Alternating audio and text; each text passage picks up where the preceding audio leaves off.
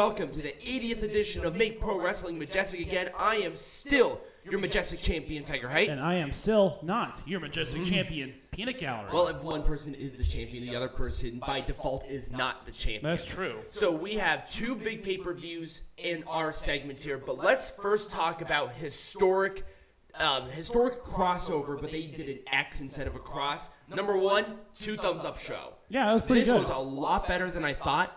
And it got me really curious about Stardom. Yes, like, it did. There was a lot of great explanation on why certain things are happening, and I'm learning, and they just did really good. It was a good, if this was your first time seeing Japanese wrestling, which for a lot of people it is, Japanese women's wrestling, this was a good showcase, I think. I think it was. I agree with you. But let's kick off with our first match, which was Chaos and Lio Rush taking on House of Torture. The match itself, I'll give it an Orange Cassidy thumbs up. Yeah, I'll give it an Orange Cassidy thumbs up. I thought overall the pacing was good for it, but maybe a little more action would have been fine. Yeah. And thank God they have really churned back on the amount of interference the House of Torture has been doing, and it is just it's good. So much better. Yeah. It's not as hit you in the face, hit you in the face, hit you in the face. Yep. But it was a modified 3K for Lio Rush and Yo to win. They will be the they're in the junior tag league. It was a showcase essentially for the junior tag league. Right, because Lio Rush and Yo are going to be a team, and I think it's going to be Sho and Dick Togo. I could be wrong about that. Yeah, I think you're right about that. But yes, Chaos and Rush won. It was always good. So let's do Queen's Quest taking on Donna del Mondo. Yes. This was a fun match. I like this a lot. There was a good explanation on how we got to this point from commentary. Yes, commentary did an excellent job with explaining all of this. And the one thing that I noticed, and I think this match was like the first introduction to it, Stardom's theme songs are so freaking cool. I mean, they were very grandiose. I'm like, does everybody have an entrance that feels like you are, emerging from a plane wreckage? Right. Like, in an epic way. So I'm going to give it a thumbs up. I'm going to give it a full thumbs up, too. Because I didn't know what to expect going forward, but I think they did a pretty good job with all the introduction. Yeah. Absolutely. Definitely a good showcase to start off. So let's do our next one, which was Syuri and Tom Lawlor taking on Zack Sabre Gazelle, because that's what they named their team. Zack Sabre Giulia. Giulia. Is it Giulia? Yes, it is Giulia. It's a spelling. And I know. The spelling is very weird. So, anyways, full thumbs up. Yes, excellent match. This was excellent awesome. Storyline. The only awkward thing was Syuri and Giulia kind of teaming up for a little bit. Yeah, they attacked Tom Lawlor for some reason. I'm like, okay. I think they were trying to get them out of the ring so that they can start fighting. I guess, but it was just kind of out of nowhere. It was very strange. But Tom Lawlor's great. Yeah. He's so good. He has great charisma. People love him. And it's like, man, they just have to continue with Lawlor. But it was a 450. Oh, not the 450. Excuse me. It was a roll up with the bridge for Sabre to pick up the victory for his team. I just really like this match. Yeah. I also this is another match where there's a great gel with NJPW guys and Stardom girls. Yes. There's team. Yeah, there's teamwork. Desperado and Sunlight Kid is another great example where they had the half-ass. Yeah, Starlight Kid, you mean? I said Starlight. No, you said Sunlight. I said Starlight. No, you said. I know for a fact I said Starlight. Okay, you go back and review that. I probably did say the incorrect name. So it was. So it is a subsect of Queen's Quest, but they're called Melter. I butchered that immensely. Yeah, you're pretty good butcher a lot of these things. Yeah, it's literally brand fresh and new Japanese wrestling names. I'm gonna butcher them. That's true. Just get over it. And Suzuki-Gun taking on Black Desire. At the very least, it was in English. And Suzuki-Gun. And what I really liked is that they explained that in Stardom, people in factions face people in factions all the time, and they wanted to showcase that dynamic in a way, and I Right. think they actually did that quite I think well. I think they did a pretty good job with that. Oh, by the way, this was a full thumbs up. Yeah, it was for me. a thumbs up. I really like the interaction with I everybody. find it hard with this pay-per-view to find a match that really stood out to me as bad. So There was a lot of matches that were great and a possible match of the year contender. Yes. But we'll get to that when we get to it. This one was just really good, and it was the Black Bethesda for Taichi to pick up the victory for his team.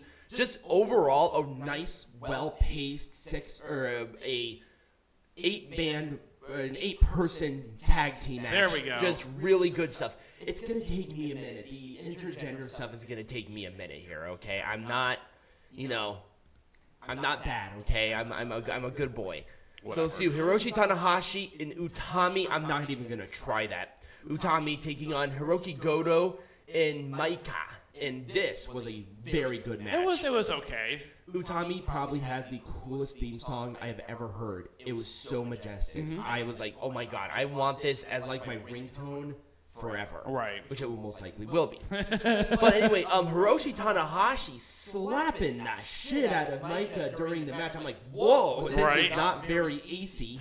This is very no. But you know what? There was a lot more of that intergender interaction. Yes. There we go.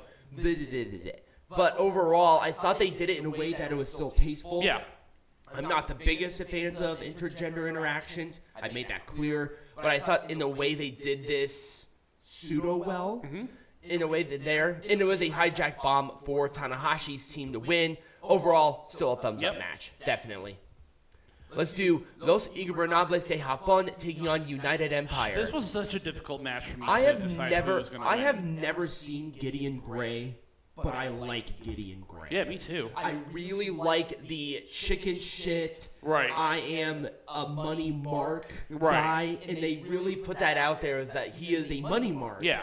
Because they're trying to explain it to this Japanese wrestler who was on English commentary for some reason. That was the only thing. She didn't really contribute a lot.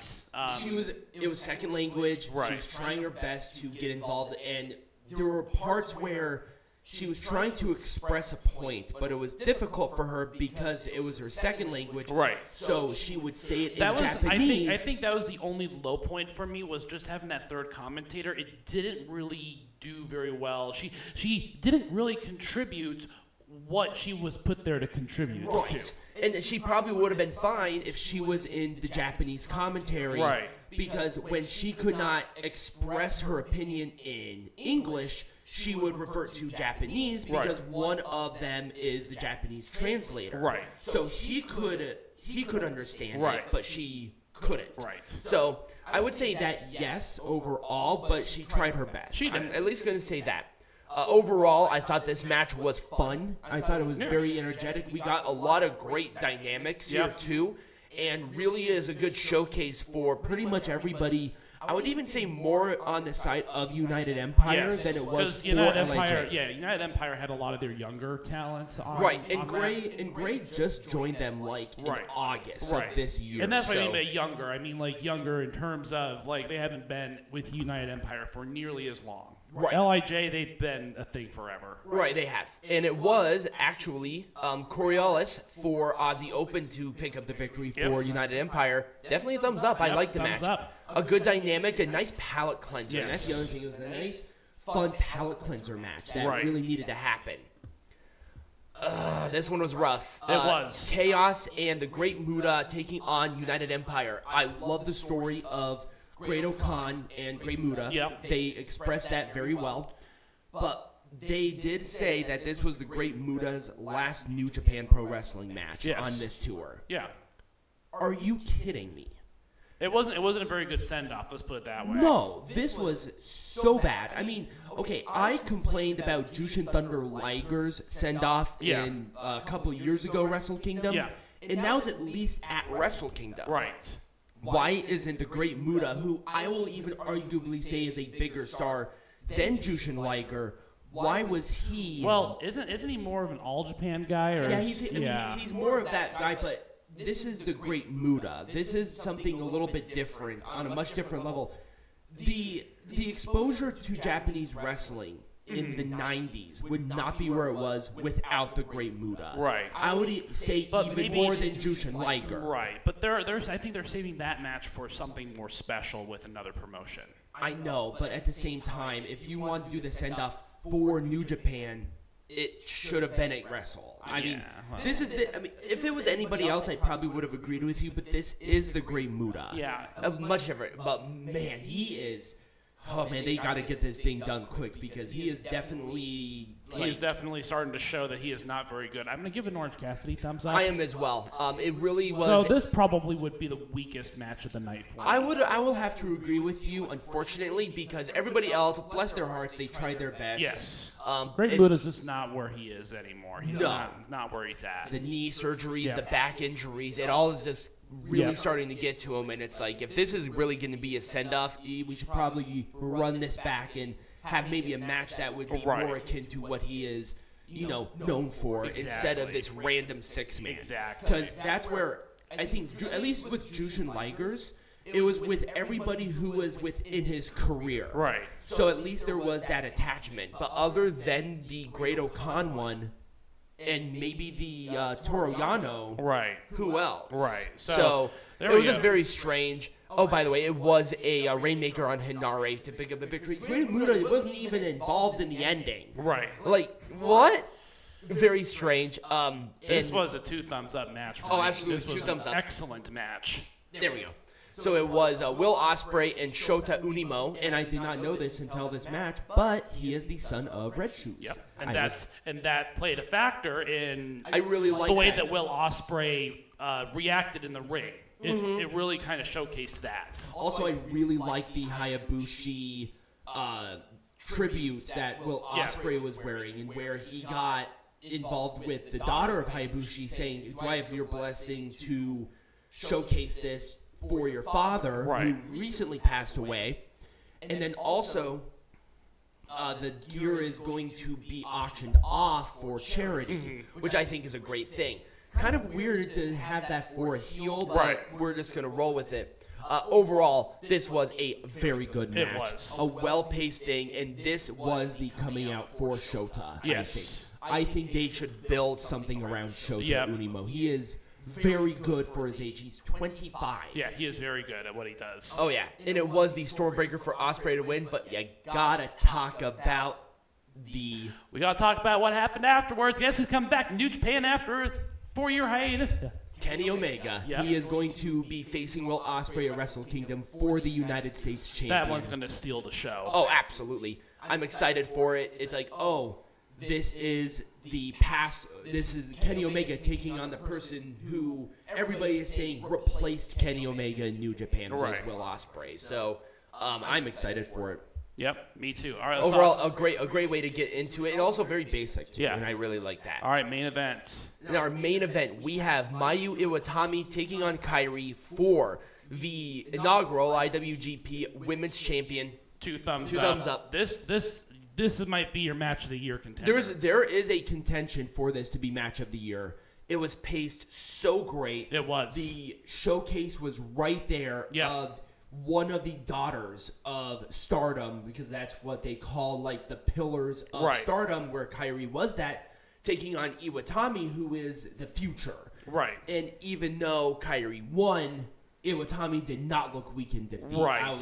And it was very wise that they chose someone like Kairi, because she has more of the international appeal than... I mean, Mayu Iwatani's been wrestling with AEW, and that really is helping her in that credibility. But she doesn't... This is a much different level. Kairi is a former NXT Women's Champion. WWE Women's Tag Team Champions. Wrestled at WrestleMania, a much bigger star in comparison internationally. Right, so that's what they were looking out for, because the next title defense, I think, is on the 29th. Or is it? No, I think the next one is at Wrestle Kingdom. Okay, that's what I thought. The 29th is the Stardom Women's Champion. Yes. Right. By the way, so what they do with the Women's Champions, because they were in there everywhere. Right. But how they name their champions is very unique. So the main women's champion for Stardom is called the Women of Stardom Champion. You're right. But there was also the Wisdom of Stardom champion, the Goddess of Stardom champion, which is one of their tag team champions. They don't distinguish them based on other names other than blank of Stardom champion. Right. And I think that's really unique. And with the IWGP Women's Champion, this is breaking that mold. Right. And how they're going to go forward with how they're defending it, who can go for it, what they're doing is going to be everything for the prestige of this champion. Right. They started out strong, but is this going to be a shared champion with other women's promotions around the world? Or what are they going to be doing with it? Right, we don't know. Because there isn't a set roster right. for New Japan for women. Right. Stardom is that other branch. Right. So anyways, overall, great show. A great show. Yep. Awesome show. 2 thumbs up. I didn't have, the expectations weren't the highest, to be honest, but it exceeded my expectations. Yes, they exceeded my expectations to the nth degree. I was a bit worried on introducing a brand new promotion into an international audience, but I think they did it very well. Mm-hmm. The showcase was great. The main event was great. Everything was there. Mm-hmm. So this was probably one of my favorite crossover things. I think this blew Forbidden Door out of the water by a country mile. But overall, just a great show. So when we come back, Peanut Gallery. What are we talking about? We're going to talk about why women's wrestling in Japan is so damn popular. All right, we'll be back for that.